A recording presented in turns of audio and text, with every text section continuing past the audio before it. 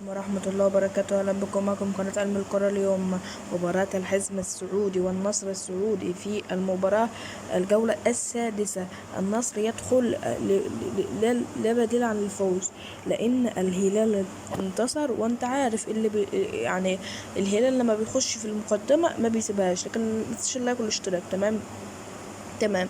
الهلال كسب الاتحاد كام 2-0، وعنده كام دلوقتي 14، فلازم خصوصا ان الماتش ده خارج ارض النصر، فلازم النصر يكسب هذه المباراة عشان يأمن صدارته للدوري السعودي، لان لو ما كسبش ممكن يكون فيها شك ان الجولة لو هو خسر يعني الحزم لو كسب النصر هيروح فيه. انا بقول لكم اهو، ولكن قبل ما اعرف جميع التفاصيل احنا عارفين التفاصيل. تمام. والتشكيل امامكم الان، دي هي الحاجة المهمة. لازم النصر يكسب المباراة.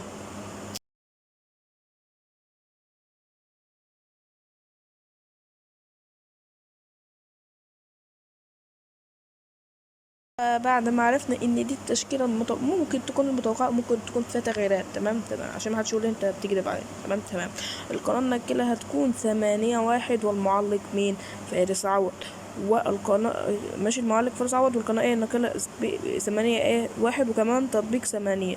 تمام.